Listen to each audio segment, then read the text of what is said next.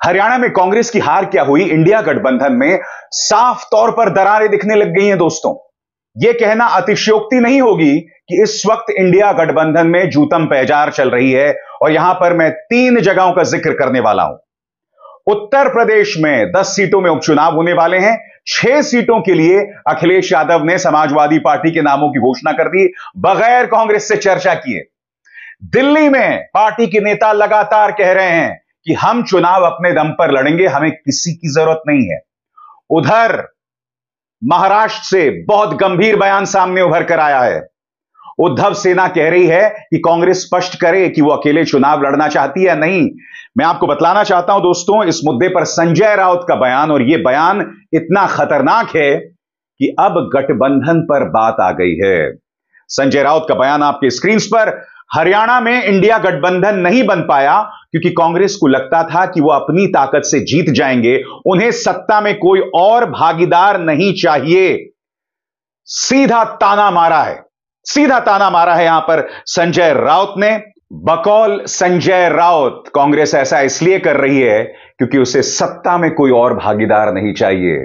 सुनिए संजय राउत का प्रहार। जम्मू कश्मीर में हम इसलिए जीते कि वहां इंडिया गठबंधन चुनाव लड़ रहा था उमर अब्दुल्ला जी के या डॉक्टर फारूक अब्दुल्ला जी के नेतृत्व में इंडिया आघाड़ी का जो है वहां कांग्रेस उनके साथ और भी होते। हरियाणा में इंडिया गठबंधन नहीं बन पाया। हरियाणा में इंडिया गठबंधन नहीं बन पाया क्योंकि वहां कांग्रेस को लगता था कि बस हम अपने ताकत पर, अपने बलबूते पर जीतेंगे तो सत्ता में और कोई भागीदार नहीं चाहिए। तो हमारे जो मित्र है हुड्डा जी या कांग्रेस के नेता है, उनको लगा कि हम ही जीतेंगे।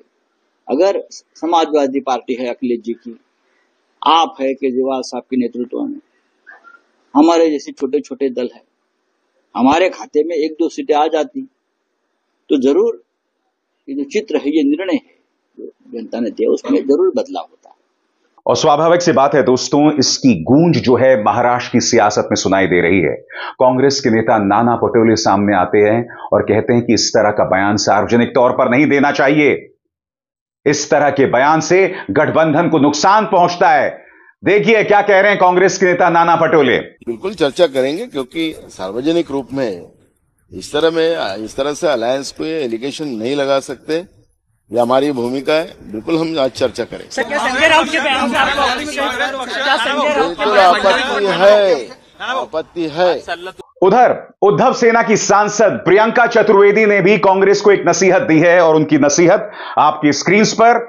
यह बहुत जरूरी हो जाता है कांग्रेस के लिए कि वो अपने क्षेत्रीय दलों से जल्द सीट शेयरिंग के फॉर्मूले पर बात करे, चाहे वो महाराष्ट्र हो या झारखंड। हालांकि इस बयान को आपत्तिजनक नहीं माना जा सकता। जो बात यहां प्रियंका कह रही हैं, यह जमीनी बयान है। कांग्रेस को अपनी सुस्ती से जागना पड़ेगा।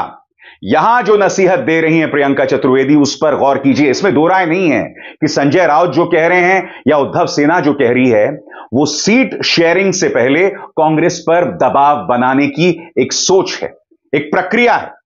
क्योंकि वो जानते हैं कि कांग्रेस को हरियाणा में हार का सामना करना पड़ा है। कांग्रेस अपने न्यूनतम स्तर पर है क्योंकि मुद्दा सिर्फ हरियाणा का नहीं है दोस्तों। अगर आप जम्मू कश्मीर की बात करें, यह तो नेशनल कॉन्फ्रेंस ने अपनी तरफ से शानदार प्रदर्शन किया था, जिसके चलते आज नेशनल कॉन्फ्रेंस और कांग्रेस वहां पर सरकार बना पा रही है। वरना कांग्रेस को कितनी सीटें मिली? महज 6 सीटें। जम्मू में भारतीय जनता पार्टी ने उसका सुपड़ा साफ कर दिया। साफ है, जहां पर बीजेपी से सीधा टकराव होगा, यहां पर यह दिक्कत पेश आएगी। यही वजह है कि सहयोगी दल ताना मार रहे हैं। कांग्रेस बौखलाते रहे, मगर उसे कहीं ना कहीं, वो अंग्रेजी में शब्द है ना, the writing on the wall, दीवार पर क्या लिखा है उस पर गौर करना पड़ेगा। और मैं आपको बतलाना चाहता हूं दोस्तों, इसका असर उत्तर प्रदेश पर भी पड़ रहा है और दिल्ली पर भी। दिल्ली पर क्या हुआ है कुछ देर बाद मैं आपको बतलाना चाहता हूं दोस्तों। उत्तर प्रदेश में 10 सीटों के उपचुनाव होने वाले हैं। क्या आप जानते हैं कि समाजवादी पार्टी ने 6 सीटों पर नामों की घोषणा कर दी, और इनमें से कुछ ऐसी सीटें हैं जहां पर कांग्रेस लड़ना चाहती थी। इस मुद्दे को लेकर क्या खबर है आपके स्क्रीन पर। कांग्रेस पार्टी ने समाजवादी पार्टी से गठबंधन में 5 सीटों की मांग की थी। कांग्रेस मंझवा, फूलपुर, गाजियाबाद, मीरापुर और खैर विधानसभा सीटों पर चुनाव लड़ने की तैयारी में थी, लेकिन अखिलेश यादव ने प्रेशर टैक्टिक्स का दांव चल दिया है। आज लखनऊ में समाजवादी पार्टी ऑफिस पहुंचते ही उन्होंने 6 उम्मीदवारों की घोषणा कर दी। इस तरह से गठबंधन धर्म निभाने की जिम्मेदारी अब कांग्रेस पर छोड़ दी गई है। पार्टी के नेता अविनाश पांडे आपके स्क्रीन पर एएनआई को इंटरव्यू दे रहे हैं कि भाई हम तो संविधान बचाओ दिवस मना रहे थे, मगर कोई चर्चा ही नहीं हुई और अखिलेश यादव ने 6 नामों की घोषणा कर दी।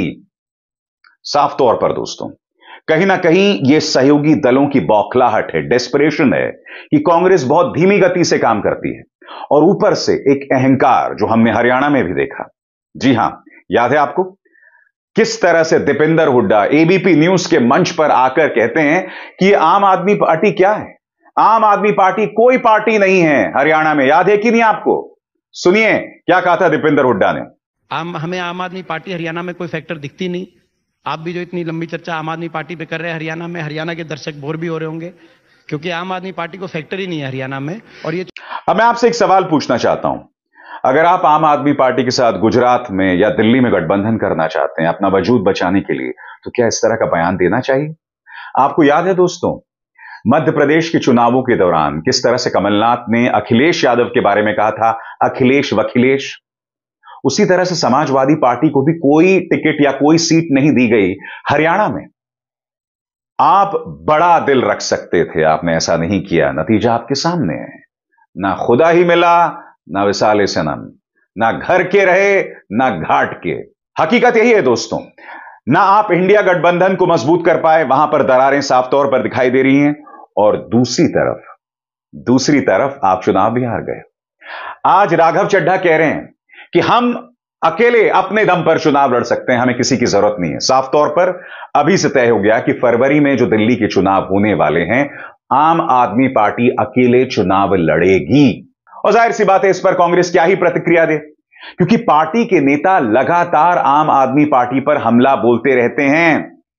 जी हां, लगातार हमला बोलते रहते हैं। मसलन संदीप दीक्षित, शीला दीक्षित के बेटे, वो वक्त वक्त पर हमला बोलते रहते हैं आम आदमी पार्टी पर। अजय माकन लगातार हमला बोलते रहते हैं। अरे भाई, अगर आप गठबंधन में हैं तो उन पर प्रहार क्यों कर रहे हैं आप? यह सवाल तो किया जाएगा ना। और कल ही केजरीवाल ने कहा था, यह अति आत्मविश्वास ले डूबा। सुनिए उन्होंने क्या कहा था। अब चुनाव आने वाले हैं, पहली चीज तो किसी भी चुनाव को हल्के में ले लेना चाहिए। अभी तो पता नहीं नतीजे क्या हैं, लेकिन आज के चुनाव से सबसे बड़ी सबक यही है कि ओवर कॉन्फिडेंस मत करना कभी भी। किसी भी चुनाव को हल्के में नहीं लेना चाहिए। हर चुनाव कठिन होता है, हर चुनाव में हर सीट कठिन होती है, मेहनत करनी है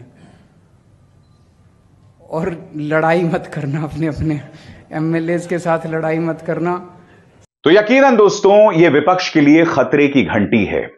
एक जीत, हरियाणा में एक जीत, महज 90 सीटें, मगर देखिए राजनीति में क्या उथल पुथल खड़ी कर दी है।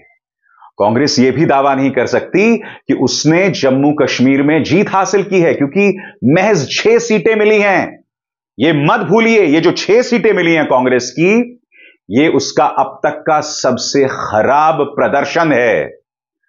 90 के दशक में भारतीय जनता पार्टी को 6 या 7 सीटें मिली थी, अब कांग्रेस को 6 सीटें मिली हैं। यानी कि लोकसभा चुनावों के बाद भी ये हालात हैं। जहां कश्मीर में नेशनल कॉन्फ्रेंस की आंधी थी, जम्मू में कांग्रेस कुछ भी नहीं कर पाई, जिससे स्पष्ट हो रहा है कि चुनाव लड़ने को लेकर कांग्रेस की काबिलियत पर अब सहयोगी दल लगातार सवाल उठा रहे हैं। अब महाराष्ट्र में संजय राउत, प्रियंका चतुर्वेदी जो सवाल उठा रहे हैं, वो प्रेशर टैक्टिक्स हैं, जिस तरह के प्रेशर टैक्टिक्स अखिलेश यादव ने अपनाए। मगर ये प्रेशर टैक्टिक्स क्यों हैं? क्योंकि कांग्रेस धीमी गति से काम करती है। कांग्रेस का अहंकार है और उसके सहयोगी दल उससे हमेशा दुखी रहते हैं, और यहां पर यह साफ तौर पर दिखाई दे रहा है। राहुल कब जागेंगे? उनका महज एक बयान सामने उभर कर आया है दोस्तों, जहां हरियाणा में हार का सामना हुआ है और जम्मू में आपका अब तक का सबसे खराब प्रदर्शन। सिर्फ एक बयान। कायदे से राहुल गांधी को सामने आना चाहिए था, मगर वो सामने नहीं आए, और यह कहीं ना कहीं उन पर एक प्रश्न चिन्ह खड़ा करता है, उन पर सवाल खड़े करता है। क्योंकि जब आपको हार मिली है तो आपको सहयोगी दलों के साथ मंत्रणा करनी चाहिए, आपको अपने वरिष्ठ नेताओं को बुलाना चाहिए, क्योंकि आप जानते हैं हरियाणा चुनावों में क्या हो रहा था। कुमारी शैलजा को लगा कि अरे मैं तो मुख्यमंत्री बनने नहीं वाली हूं, तो उन्होंने मेहनत ही नहीं की, वो घर से ही नहीं निकली, उन्होंने सलीके से चुनाव प्रचार भी नहीं किया। यह कांग्रेस में हो रहा है दोस्तों, यही हमने मध्य प्रदेश में देखा था और अब वही हरियाणा में देखा गया है। यह हालत है आपके मुख्य विपक्षी दल की।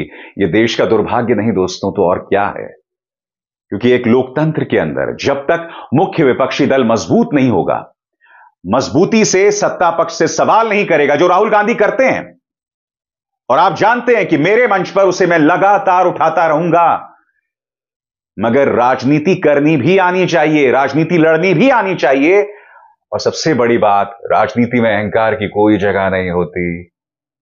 क्या यह बात राहुल गांधी समझ पाएंगे? देखा जाएगा। अभिसार शर्मा को दीजिए इजाजत। नमस्कार।